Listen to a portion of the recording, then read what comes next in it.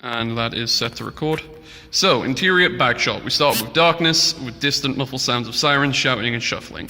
After a few moments of silence, there's a loud zip and the bag is opened. A man stares incredulously down at the bag, a balaclava pulled up around his forehead with dark clothing. He takes a bundle of bills out of the bag, stares at it, and drops it back into the bag. That's a lot of money. This is Adam, a level-headed, if timid young man who is one half of a pair which just robbed a bank.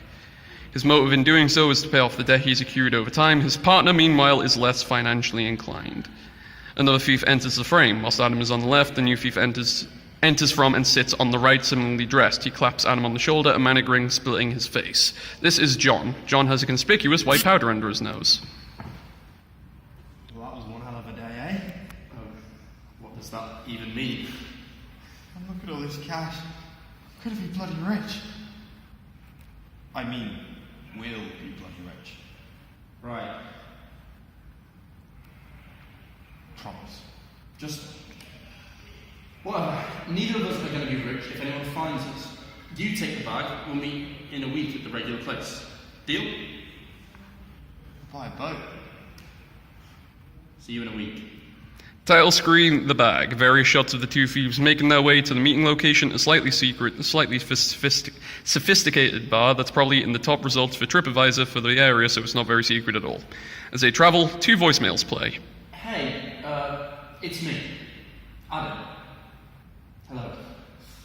I hope you remember to bring the bag with you. Just wanted to make sure, because, you know, a big part of splitting the money is, well, the money. See you later.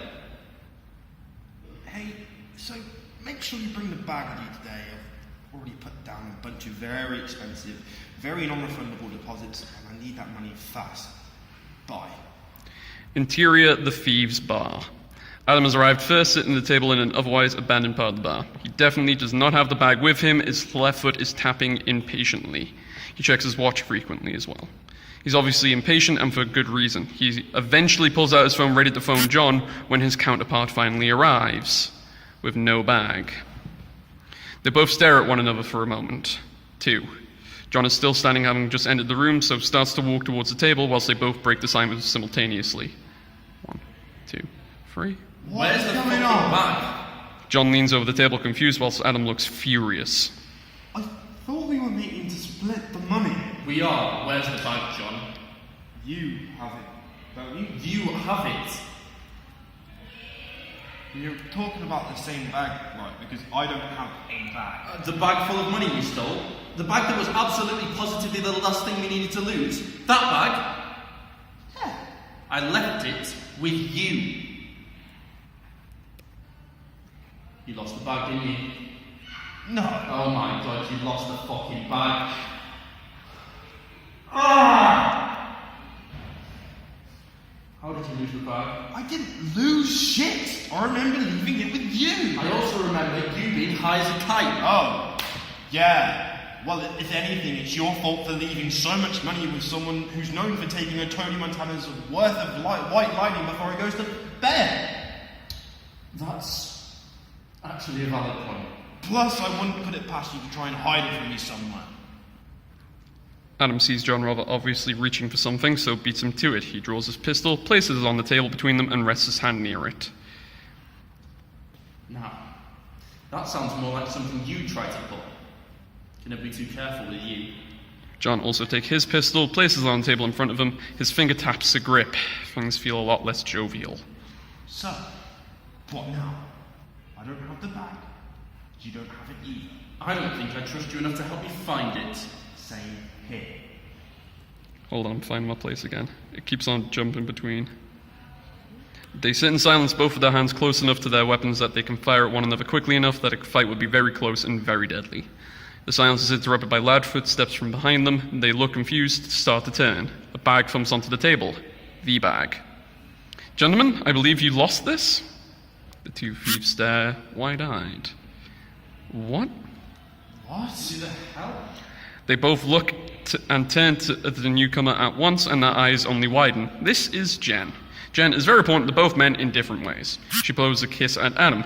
Evening, hun. Hun? What the fuck? You're dating my sister? sister. Both at once too, Jen, so 1, 2, 3. You're dating him? They all sit in silence for a moment. Hold on, I need to find my place again. Wow, you two are very dramatic. I'm honestly surprised you haven't shot each other yet. As is tradition by this point, Jen pulls out a pistol and puts it on the table as she sits down. Hers is noticeably a lot larger than either of the two lads' guns. She smiles. So, we're going to start a little negotiation. Negotiation? Jen picks up her gun, racks the slide, holds it casually, not really pointing.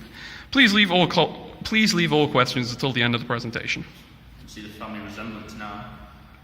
Since you two morons did most of the work, I won't be taking all the money. Just most, since you couldn't keep all 4 of your damned eyes on a stupid bag. I take half the money in here, you two split the rest. She waves the gun around again. And since mine is significantly larger than both of yours, I wouldn't suggest arguing. Adam and John look at one another. The hands have been near their guns since they both drew earlier. They sit in a tense silence. The end.